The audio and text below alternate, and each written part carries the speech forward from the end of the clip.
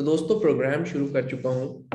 आज का जो दोस्तों थीम है और टॉपिक है वो है नेक्स्ट। मैं आपको स्ट्रेटेजी डिस्कस करने की कोशिश करूँगा और जो लोग स्ट्रेटेजी समझने लगे हैं उनके लिए कुछ इम्पोर्टेंट अनाउंसमेंट्स भी करना चाहूँगा।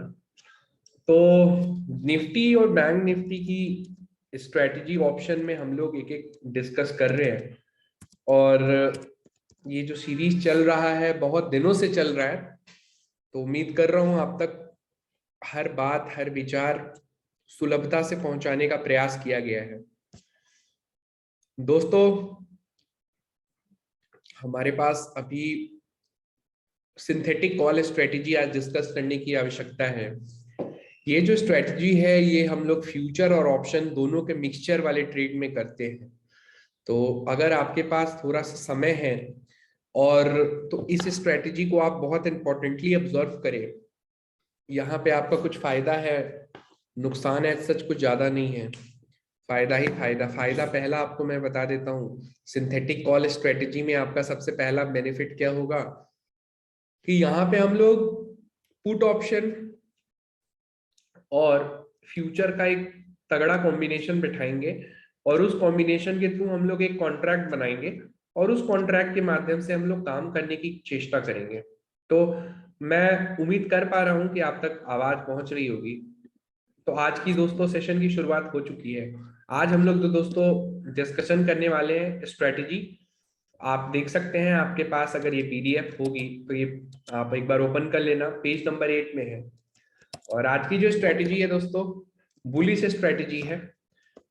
तो बुलिश स्ट्रेटेजी मतलब जब आपको लगता है कंजर्वेटिवली मार्केट ऊपर जाएगा, या जब देखिए हमारे पास दो स्ट्रेटेजी होती है, पहला मार्केट ऊपर जाएगा और दूसरा जब मार्केट नीचे जाएगा। तो अब हमें कौन सा स्ट्रेटेजी आज डिस्कस करना है? बुलिश वाला स्ट्रेटेजी डिस्कस करना है। हमने पुराने आप वीडियोस में देखेंगे, हमने बुलिश स्ट्रेटेजी डिस्कस की, हमने बियर स्ट्रेटेजी डिस्कस की, हमने कॉल स्प्रेड स्ट्रेटेजी डिस्कस की, हमने पुट स्प्रेड स्ट्रेटेजी डिस्कस की। आज का जो बुलिश स्ट्रेटेजी है उसमें हम लोग फ्यूचर्स को पहले समझते हैं। तो सबसे पहले फ्यूचर कॉन्ट्रैक्ट क्या होता है उसको समझते हैं, फ्यूचर कॉन्ट्रैक्ट को कैसे लिया जाता है उसको समझते हैं, और फ्यूचर कॉन्ट्रैक्ट का रेलिवेंस क्या होता है उसको समझते हैं। तो सबसे पहली बात दोस्तों, जो फ्यूचर कॉन्ट्रैक्ट्स होते हैं वो एक तरीके का ऑब्लिगेटरी कॉन्ट्रैक्ट्स होते हैं और उन कॉन्ट्रैक्ट्स के माध्यम से हम लोग जैसे शेयर खरीदते हैं वैसे ही हम लोग यहाँ पे ऑप्शंस को जैसे ऑप्शन खरीदते हैं, जैसे शेयर खरीदते हैं, वैसे ही हम लोग एक कॉन्ट्रैक्ट को इंटर कर रहे हैं। तो अगर आप फ्यूचर में ट्रेड करते हैं तो आपके पास एक ऑप्शन होता है कि आप मार्केट को परचेज कर सकते हैं। अब वो रियल वैल्यू नहीं होती है, वो एक डिराइव वैल्यू होती है, तो उसको हम लोग परचेज करते हैं। तो फ्यूचर कॉन्ट्रैक्ट और ऑप्शन कॉन्ट्रैक्ट में कुछ सिमिलैरिटीज होती है और कुछ डिफरेंसेस होते हैं। तो सबसे पहले मैं एक बार आपको सिमिलैरिटीज बता दूं। सबसे पहला सिमिलैरिटी जो फ्यूचर की ट्रेडिंग में होता है और ऑप्शन की ट्रेडिंग में होता है वो मैं आपको बताता हूँ। सबसे पहला कि हमारे पास फ्यूचर और ऑप्शन की ट्रेडिंग में one thing is common. What is common in future and option trade my dear friends is, आप नोट करते चलेंगे। तो पहली जो स्ट्रेटेजी का पार्ट है फ्यूचर में वो है कि एक्सपायरी होता है। तो जैसे दोस्तों फ्यूचर में ऑप्शंस में एक्सपायरी होती है वैसे ही फ्यूचर में एक्सपायरी होती है, लेकिन जो फ्यूचर की एक्सपायरी होती है वो दोस्तों मंथली होती है। तो ये इंपॉर्टेंट है, इंपॉर्टेंट डिस्कशन हो रहा है तो आप नोट करते चले। तो मंथली जो एक्सपायरी होती है वो नॉर्मली हमारे कॉन्ट्रैक्ट्स में होती है। तो जैसे हम निफ्टी की ट्रेडिंग करते हैं, बैंक निफ्टी की ट्रेडिंग करते हैं, तो वहां पे हमारी जो ऑप्शंस, वहां पे हमारी जो एक्सपायरी होती है वो हमारी मंथली होती है, वीकली की बजाय मंथली होती है। तो हमेशा याद रखें। तो हमेशा जो कॉन्ट्रैक्ट बनाते हैं या इवन स्टॉक्स का भी, अब कई लोग मुझे कहेंगे हे आनंद व्हाट अबाउट स्टॉक्स, अगर मैं रिलायंस, अडानी पोर्ट्स या टीसीएस जैसी कंपनी का फ्यूचर बाई कर रहा हूं तो क्या मैं वीकली कॉन्ट्रैक्ट बाई करूंगा? अभी तक तो दोस्तों इंडिया में मंथली कॉन्ट्रैक्ट ही चल रहा है। ऑप्शन में जरूर आपके पास वीकली कॉन्ट्रैक्ट का ऑप्शन आ चुका है जिसके बारे में हमने ऑलरेडी डिस्कस कर रखा है। इसके अलावा दोस्तों कुछ और कॉन्ट्रैक्ट्स हैं जिनको आप बाई कर सकते हैं, जैसे डॉलर हो गया, यूरो हो गया, पाउंड हो गया, ये सारी करेंसी की बात कर रहा हूं, सिल्वर हो गया, गोल्ड हो गया, क्रूड ऑयल हो गया। तो ये तो मैं आपको जेनेरिक ट्रेडिंग बता रहा हूं जो आप फ्यूचर में कर सकते हैं। तो इन सारी चीजों को आप नोट करते चले, बहुत इंपॉर्टेंट सेशन का पार्ट है और आपको हर बात में आपको आज एक एक करके समझाने की कोशिश करूंगा। Thank you.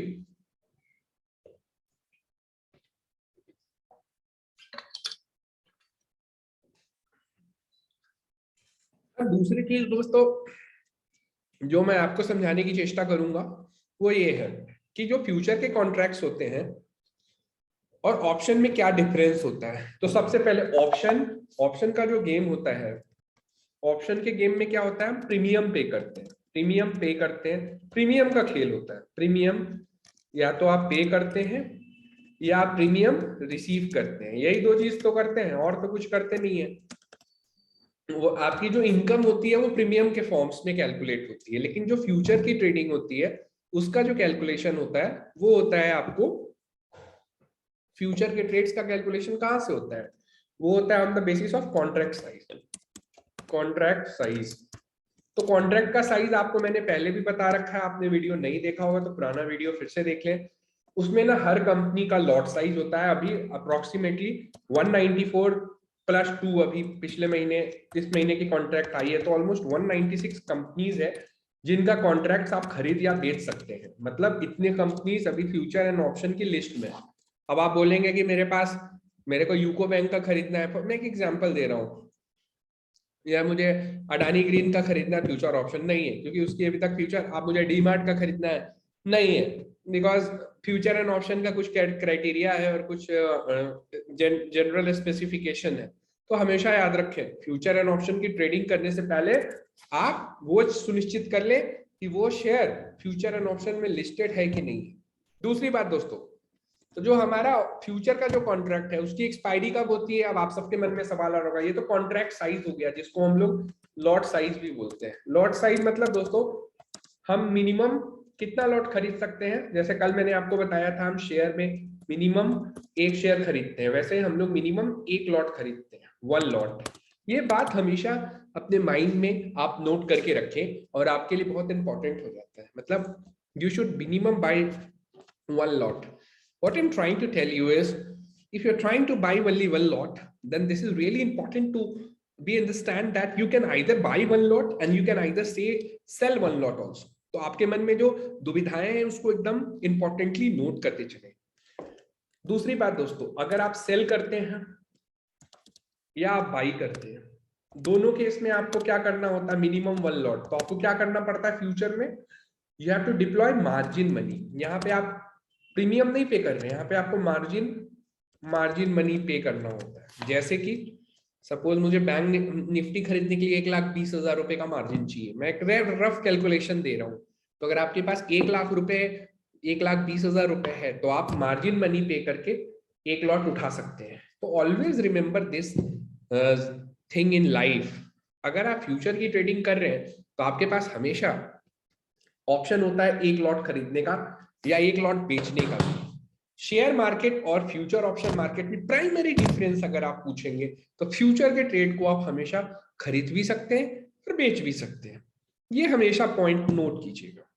सबसे इंपॉर्टेंट बात, जो ऑप्शन का ट्रेड होता है वो भी दोनों डायरेक्शन में ट्रेड कर सकते हैं। फ्यूचर का trade you can always, you have the liberty and you have the wisdom to trade future and option both the directions. मतलब दोनों डायरेक्शन में आप ट्रेड कर सकते हैं। तो हमेशा याद रखिएगा, अगर आपके पास मार्केट में अवेलेबिलिटी है, पैसा कमाने की दृढ़ इच्छा है, तो हमेशा दोनों डायरेक्शन के लिए रेडी रहिए। जैसे कई लोग होते हैं, खासकर मैं बात कर रहा हूं ट्रेडिंग की, मेरे साथ आप मेरी बातों को ध्यान से समझिएगा। ट्रेडिंग एक डिफरेंट गेम होता है, लेकिन जो इन्वेस्टमेंट होता है वो सिर्फ आप हमेशा वन वे में करते हैं। मतलब आपको पता है कि मेरी जो एसेट्स है उसकी वैल्यू बढ़ने वाली है या मेरी एसेट्स है उसकी वैल्यू घटने वाली है, यही दो चीज हो सकती है। लेकिन जो आप ट्रेडिंग करते हैं उसमें आपके पास हमेशा बोथ पॉसिबिलिटीज होती है। मतलब आप नीचे की तरफ भी ट्रेड कर सकते हैं, आप ऊपर की तरफ भी ट्रेड कर सकते हैं। तो मतलब कोई हार्ड एंड फास्ट रूल नहीं है, इन्वेस्टमेंट का एक ही रूल है। मैंने टीसीएस का शेयर खरीदा तो मैं सिर्फ खरीद सकता हूं, मैंने इन्फोसिस का शेयर खरीदा तो मैं सिर्फ खरीद के बैठ सकता हूं, वेट कर सकता हूं उसकी वैल्यू को बढ़ने का। लेकिन अगर मैं इन्वेस्टर, अगर मैं ट्रेडर हूं, तो मुझे लग रहा है कि सपोज कंपनी ओवर वैल्यूड हो गई है, मैं एक एग्जांपल दे रहा हूं, यहाँ पे डिस्कस की जाने वाले हर स्टॉक्स एजुकेशनल पर्पस के लिए ही है, तो कोई भी रिकमेंडेशन, एडवाइस या टिप नहीं है। फाइनल डिसीजन स्वयं का ले मार्केट में इन्वेस्ट करने से पहले। पूरे वीडियो को ध्यान से सुने, ऐसा कंसेप्ट मैं आपको बताने की चेष्टा कर रहा हूं जिससे आपका मनी की तरफ और स्टॉक मार्केट की तरफ जो इंटरेस्ट है वो बना रहे। जरूरी तो नहीं है हमेशा हर शेयर बढ़ेगा ही, जरूरी ये भी नहीं है कि हमेशा हर शेयर गिरेगा। अगर आप इन्वेस्टर हैं तो यूनिवर्सल रूल क्या कहता है इन्वेस्टमेंट का? Buy and hold. Universal rule of investment क्या कहता है दोस्तों? Universal rule of investment, buy करिए और होल्ड करिए। इसके लिए आपको शायद मेरी जरूरत भी नहीं है।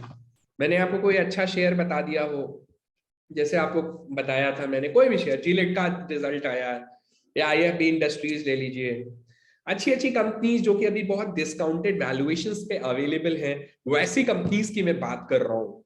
मैं कभी भी highly priced, over priced business जिसमें बहुत ज्यादा लोन हो, लिवरेज हो, मैं वैसे स्टॉक्स ना कभी रिकमेंड करता हूं, ना मैं वैसे स्टॉक्स में इंटरेस्टेड हूं क्विक मनी बनाने के लिए। मेरे पास हमेशा एक ही विकल्प है, stock market is always full of opportunity, it's a marathon, be ready, be have an aggressive attitude, have an very very hard attitude towards stock market. अगर आपके पास आपका एटीट्यूड पुअर है, अगर आपका एटीट्यूड अच्छा नहीं है, तो आप stock market please give up करके कोई और बिजनेस की तरफ जाइए। हमेशा एक हार्ड एटीट्यूड रखिए, market will give you thrashes, market will give you corrections. तो मैं कहां पे था? मैं था फ्यूचर्स की स्ट्रैटेजी में आपको बता रहा हूं। ये स्ट्रैटेजीज आने वाले टाइम पे आपकी दशा और दिशा दोनों डिसाइड करेगी। अगर आप ऑप्शन और फ्यूचर दोनों का कॉम्बिनेशन यूज कर रहे हैं तो आप हेजिंग कर रहे हैं। अगर आप हेजिंग कर रहे हैं तो आप अपनी वेल्थ को डिस्ट्रॉय होने से बचा पा रहे हैं। वरना ऐसी वॉलेटाइल मार्केट अभी जो है, आप देख भी रहे होंगे कि मार्केट कभी ऊपर जा रही, कभी नीचे जा रही, कभी बजट के बाद जैसी वॉलेटिलिटी एक्सपेक्टेड थी मार्केट में, कई गुना उससे ज्यादा वॉलेटिलिटी है। तो कहने का तात्पर्य दोस्तों सरल है, अगर अपनी वेल्थ को डूबने से बचाने की चेष्टा कर रहे हैं तो हमेशा माइंडफुल रहे और अपनी स्ट्रैटेजीज को ढंग से समझे, ढंग से इंप्लीमेंट करें और तब पैसा लगाएं। मैं कहां पे था? मैं था, फिर से मैं आपको बीच बीच में इंपॉर्टेंट बातें बताने की चेष्टा करता रहूंगा। फ्यूचर कॉन्ट्रैक्ट्स दोस्तों हमेशा आप 3 महीने आगे के खरीद सकते हैं, 3 मंथ्स के। तो पहला हमने दोस्तों ये डिस्कस किया कि फ्यूचर के कॉन्ट्रैक्ट खरीदने के लिए हमारे पास मार्जिन मनी चाहिए होता। दूसरा दोस्तों हमने जो पॉइंट डिस्कस किया, जिसको हम बोलते हैं, जो हमने इंपॉर्टेंट है समझना, वो है दोस्तों कितने मंथ का आप कॉन्ट्रैक्ट खरीद सकते हैं। तो आज हम सब कुछ फरवरी में बैठे हैं, तो आप फरवरी के कॉन्ट्रैक्ट्स को खरीद सकते हैं फ्यूचर्स में। फिर उसके बाद आप नोट करते जाएं, फिर आप मार्च के कॉन्ट्रैक्ट्स को भी खरीद सकते हैं और फिर आप अप्रैल के कॉन्ट्रैक्ट्स को भी खरीद सकते हैं। हमेशा याद रखें, ये तीन चार बातें हैं जो आपकी लाइफ और आपकी विजडम को स्टैब्लिश करने में हेल्प करती है सक्सेसफुली स्टॉक मार्केट में। अगर आपके पास कोई भी नहीं है ज्ञान की भाषा, परिभाषा, तो फिर से लर्न करें। तो आप देखेंगे इसका 24 तारीख को एक्सपायरी है, 24 फेब को। ये मैं बात कर रहा हूं फेब एक्सपायरी की। दूसरी बात दोस्तों, अगर मार्च एक्सपायरी की बात की जाए तो शायद 31 मार्च को है। ये सारी डेट्स 2022 के हैं। तो ये मैं आपको जेनरिक वे में बता रहा हूं। और अप्रैल का एक बार चेक कर लेते हैं। तो कहां से चेक करते हैं?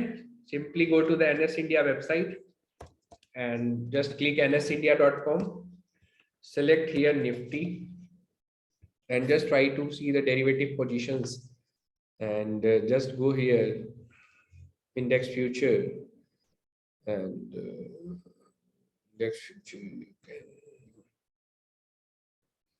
so you can see in the month of April expiry comes on 28th of April। 28 अप्रैल को फिर अगली एक्सपायरी है दोस्तों। जैसे अगर आप बहुत बड़े ट्रेडर बनना चाहते हैं तो कुछ चीजें आपके जुबान पे होनी चाहिए। एक्सपायरी कब है, जैसे आप गाड़ी चलाते हैं तो हमेशा आप कुछ चीजें हमेशा अपनी जुबान पे रखते हैं। गाड़ी का नंबर जैसे आप याद रखते हैं, गाड़ी में पेट्रोल डला है कि नहीं, गाड़ी अगर गैस वाली है तो कितना गैस डला है, गाड़ी अगर इलेक्ट्रिकल कार है तो उसकी चार्जिंग कितनी हो रखी है। तो हर बातों का याद रखते हैं कि नहीं रखते हैं? बिल्कुल रखते हैं। अगर आप अपने डॉक्टर से मिलने जाते हैं तो आप याद रखते हैं ना आपका वेट कितना है, आपकी हाइट कितनी है, आपका आई साइट कैसा है, आपका स्मेल टेस्ट कैसा है, आपका फूड हैबिट्स क्या है, आप हर चीज बताते हैं ना। वैसे ही अगर आप ट्रेडिंग कर रहे हैं तो आपके पास सबसे पहले कुछ चीजें होनी चाहिए। अब जैसे मैंने पहले भी बोला था, अभी भी बोल रहा हूँ, आपके पास तीन एक्सपायरीज की डेट आ चुकी है। तो आज अगर आप बोलेंगे कि hey Pushkar, can we buy the future contracts for the next 3 months? Yes, you can buy. For example what I am trying to say, अभी जैसे कोई भी शेयर ले लीजिए जो फ्यूचर एंड ऑप्शन का लिस्टेड है। For example let's go with Tata Motors. तो मैं टाटा मोटर्स के I can buy the contract of Feb, I can buy the contract of March, I can buy the contract of April. So I have these 3 options available. अब आप बोलेंगे कि which one shall I buy? तो आप कोई भी by कर सकते हैं। आपके पास कोई ऐसा नहीं है कि आप लेकिन नॉर्मली क्या है कि जो लिक्विडिटी होती है ना, लिक्विडिटी मतलब वॉल्यूम, तो is higher in the current month. तो अभी करेंट मंथ की बात की जाए तो फेब की मंथ में थोड़ा सा एक्सपायरी शॉर्ट है, मतलब आप देखेंगे तो the expiry is on the shorter side, जल्दी एक्सपायर हो सकता है कॉन्ट्रैक्ट, तो थोड़ा सा मतलब केयरफुल रहे। So always remember these type of things in mind. Whenever we are trying to trade in the stock market, we really need to understand the importance of stock market and how we are going to put our bet in the future, in the game of future and option is most ready to win the stand. अब कई लोगों को ये भी नहीं पता होगा कि एक स्टॉक मार्केट में छुट्टियां कब है, ये भी आपको पता होना चाहिए। अगर आप बड़े ट्रेडर या इन्वेस्टर बनना चाहते हैं तो आप सिंपली गए यहाँ पे डाला एनएससी हॉलीडे लिस्ट, आपके पास सर्कुलर है, आप इसको डाउनलोड कर लीजिए। देखिए आपको अभी मार्च में 2 छुट्टियां हैं, फेब में कोई छुट्टी नहीं है। तो मार्च की पहली छुट्टी है 1 मार्च को और फिर है 18 मार्च को। तो और अगर अप्रैल की बात की जाए तो अप्रैल में 3 छुट्टियां हैं, 1, 14 और 15। तो मेरे पास अभी टोटल 5 छुट्टियां हैं, 5 हॉलीडेज है। ये मैं अपनी एक्सपायरी के हिसाब से प्लान बना रहा हूँ। ये मैं सैटरडे संडे के अलग ले रहा हूँ। तो पहला है 1 मार्च, फिर है मेरे पास 1 मार्च के बाद है 18 मार्च। तो मेरे को दोस्तों ऐसे ही प्लानिंग करनी पड़ेगी। अगर अगर शेयर मार्केट में सक्सेसफुल होना है तो I need to plan in 1 अप्रैल,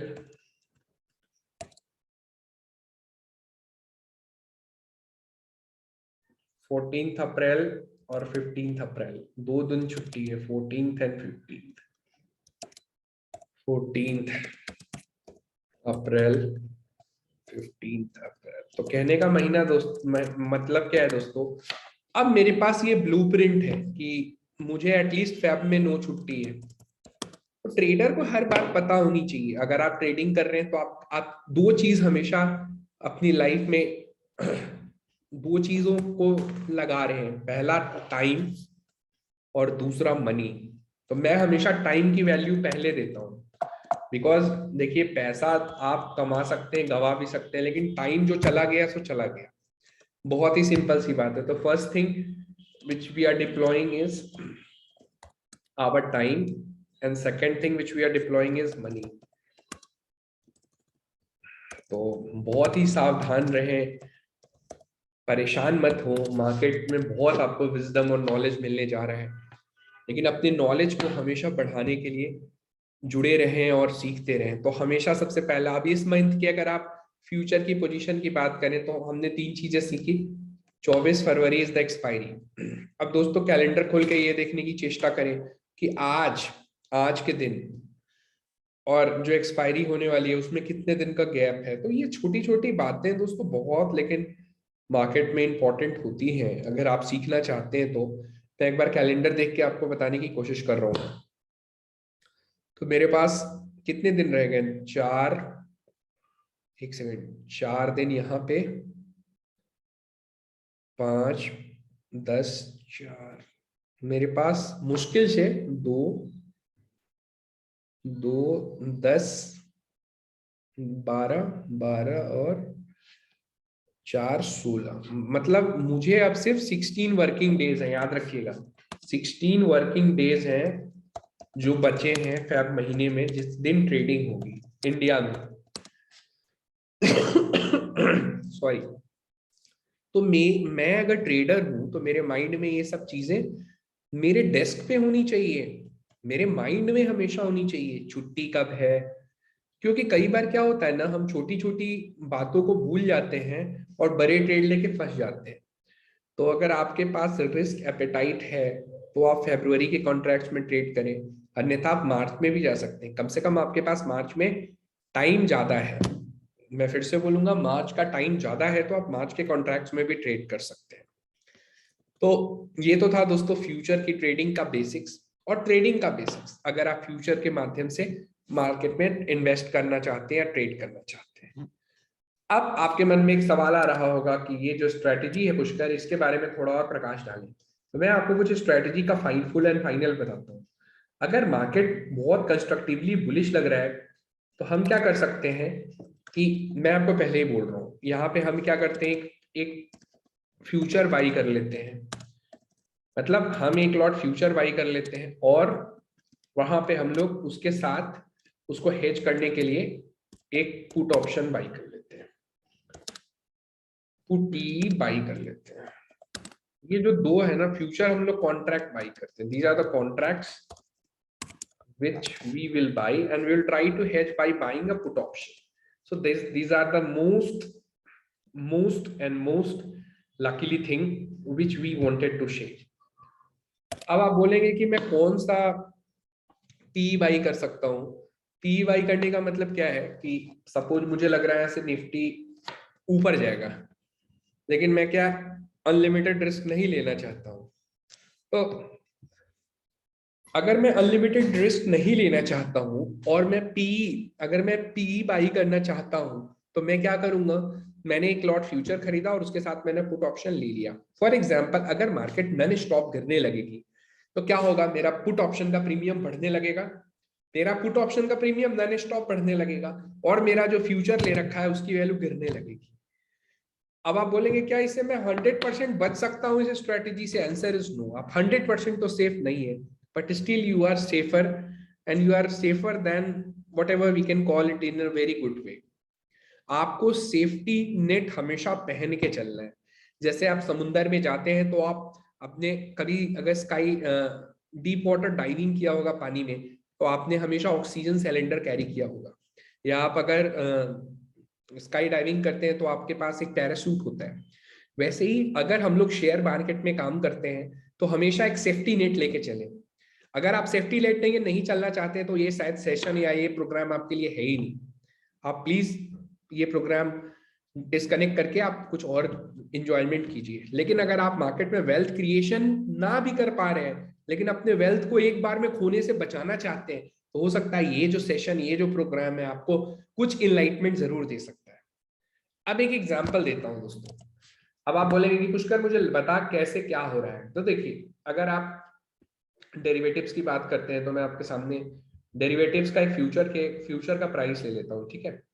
तो अगर आप देखिएगा तो ये देखिए, इसकी फ्यूचर की वैल्यू चल रही है 17,900 चल रही है। ये मैं अप्रैल कॉन्ट्रैक्ट की बात कर रहा हूँ। तो मैंने सपोज अप्रैल कॉन्ट्रैक्ट या अप्रैल 2022 का मैंने निफ्टी खरीद लिया। अब आपको निफ्टी खरीदने के लिए क्या करना पड़ेगा, इसका भी करंट प्राइस कितना आ रहा है आपको यहाँ दिख भी रहा होगा, 17,923, 17,923। और लॉट साइज कितना है दोस्तों, 50 का। आपने सपोज यहाँ पे इसको बाई कर लिया। बाई करने के लिए आपने प्रीमियम कितना दिया, 1.25 पकड़ लीजिए। एक 1.25 लाख रुपीस आपने डाल के इसके कॉन्ट्रैक्ट को खरीद लिया। अब आपको लगता है कि कोई, जैसे अभी आपने सुनने में आया होगा कि अमेरिका 3,000 नए सैनिक तैनात करेगा नेटो के यूरोप में, जो अभी कुछ क्राइसिस चल रही है। तो वैसी चीजों से बचना चाहते हैं, मन में घबराहट, रात को अच्छी नींद लेना चाहते हैं, घबराहट बहुत ज्यादा नहीं हो मार्केट फॉल का, तो हमेशा याद रखें निफ्टी अगर आप बाई कर रहे हैं तो उसको हेज कर सकते हैं। हेज कैसे करेंगे, बाई पुट ऑप्शन। अब पुट ऑप्शन कौन सा ले लेंगे, आप पुट ऑप्शन कौन सा ले सकते हैं, आप एक बार चलिए इंडेक्स ऑप्शन के ऊपर। और इंडेक्स ऑप्शन में अभी सपोज निफ्टी की वैल्यू 17,780 चल रही है, तो 17,800 वाला जो 17,800 वाला जो पी है, या 17,750 का चलिए ले लीजिए, जो इमीडिएट जो आपको एट द मनी का जो पुट ऑप्शन है ना, उसको आप ले लीजिए। तो ये कितना इसकी वैल्यू चल रही है, इसकी वैल्यू चल रही है, हालांकि इसमें बिल्कुल लिक्विडिटी नहीं है तो मैं आपको रिकमेंड नहीं करूंगा। तो आप इसको हेज करना चाहें तो 31 मार्च वाले से भी कर सकते हैं। इसमें आपको लिक्विडिटी है, लिक्विडिटी मतलब कम से कम आपका यहाँ पे लिक्विडिटी अच्छा खासा है। तो आप देख सकते हैं यहाँ पे कैसे अभी 430 रुपए की वैल्यू चल रही है। तो मैंने क्या किया, 430 रुपए का पुट ऑप्शन खरीद लिया। इसके लिए मेरे को कितना मार्जिन देना पड़ा, 430 रुपए का खरीदा। कौन सा मैंने पुट ऑप्शन खरीदा, मैंने खरीदा 17,750 का पुट ऑप्शन, 17,750 का पुट ऑप्शन। ये मैंने खरीद लिया दोस्तों। कब का, ये मैंने दोस्तों खरीद लिया 430 वाला। सपोज यहां से मार्केट गिरने लगता है तो ये जो 430 वाली वैल्यू है ये बढ़ने लगेगी। वैसे इसको खरीदने के लिए मेरे को प्रीमियम कितना देना पड़ा, 430 इंटू 50, मोटा मोटी हो गया आपका 21,500 रुपए। तो मैंने क्या किया, मैंने दो पोजीशन बनाए। पहले में मैंने इन्वेस्ट किए 1,25,000 और दूसरे में मैंने इन्वेस्ट किया है 21,500। मोटा मोटी मैंने रुपीज 1.5 लाख में मैंने क्या किया, मैंने अपने आप को सुरक्षित कर लिया। कैसे सुरक्षित कर लिया, अगर मार्केट गिरने लगती है यहां से, तो ये जो पुट ऑप्शन मैंने मार्च का ले रखा है और ये जो मैंने मार्च का ले रखा है ये कब एक्सपायर होगा, 31 मार्च को। तो मेरे पास अभी समय की भी बहुत टाइम है मेरे पास। आप चाहे तो इस स्ट्रेटेजी को टेस्ट भी कर सकते हैं। टेस्टिंग करना हमेशा इंपॉर्टेंट होता है लाइव मार्केट में। मैंने 1.5 लाख रुपए लगा के अपनी पोजीशन सेव कर ली। मैंने लिया कितना लॉट है, एक लॉट है। मैंने अपनी इस पोजीशन को दोनों साइड सेव कर लिया, बाइंग साइड भी और सेलिंग साइड भी। सपोज मार्केट यहां से गिरता है तो मेरा पुट ऑप्शन की वैल्यू बढ़ने लगेगी और मेरे को फ्यूचर्स में लॉस होना शुरू हो जाएगा। अब आप बोलेंगे क्या ये एक छतरी की तरह है जो मुझे छतरी मतलब बारिश की छतरी जैसे होती है उसी तरह है, आप हो सकती है। बहुत तेज बारिश में आपको नहीं बचाएगी, मतलब जब बहुत तेज मार्केट गिरेगा तो आपको बहुत ज्यादा प्रोटेक्ट नहीं करेगी, लेकिन थोड़ी बारिश में जैसे आप बच जाते हैं छाता लेके, वैसे ही ये आपको गीले होने से बचा सकता है। मतलब जो पुट ऑप्शन होता है वो आपको, उसका जो प्रीमियम होता है वो फ्यूचर के स्पीड में बढ़ता करता नहीं है, लेकिन फिर भी आपका जो अनलिमिटेड रिस्क है उसको ये कहीं ना कहीं प्रोटेक्ट करता है और आपको एक धैर्य देता है आप पे। और हमेशा मैं कहूंगा डेराइवेटिव्स में अगर आप ट्रेडिंग कर रहे हैं डे 1 से, आप स्ट्रेटेजी के साथ ट्रेडिंग करें, नेकेड ट्रेडिंग मत करें। कभी कभी आपका बहुत मन करेगा यार मार्केट शॉर्ट कर देता हूँ या मार्केट लॉन्ग कर लेता हूँ, फिर से मैं कहूंगा वैसी कोई भी जल्दीबाजी और गलती मत करें। मैंने भी किया है, उसका कई बार हमने खामियाजा भुगता है। सब कुछ जानते हुए भी हमने गलती की है। मार्केट जिस स्पीड से वॉलेटाइल है ना दोस्तों, मैं आपको सच बता रहा हूँ आने वाला समय बहुत आसान नहीं रहेगा। ऐसा मैं आपको हर वीडियो में बोलता हूँ और मेरा धर्म है बोलना। क्योंकि अगर आप बॉन्ड का डेटा देखें, अगर आप क्रूड ऑयल की बात करें, अगर आप यूएस डॉलर को देखें, हर जगह पे आपको एक शार्प कॉन्ट्रैक्शन देखने को मिल रहा है। बजट का जो इवेंट था हो चुका है, अच्छा था बुरा था वो आप खुद बताएं, मैं कोई नहीं होता हूँ बोलने वाला, ना मेरे को कोई उसमें पॉलिटिकल इंटरेस्ट है। लेकिन मैं क्या कह रहा हूँ, यहाँ से जो जर्नी होगी वो होगी full of game of thorns की तरह होगी। यहाँ पे मतलब कांटों भरे रास्ते होंगे, आसान नहीं होगी जर्नी। फिर भी अगर आपको कुछ कहना है तो आप प्लीज हमें कमेंट करके यार सवाल पूछ सकते हैं। तो उम्मीद करता हूँ ये वाला वीडियो आपको फ्यूचर ऑप्शन की स्ट्रेटेजी समझने में हेल्प करेगा और आपको ट्रेड लेने में बहुत हेल्प करेगा।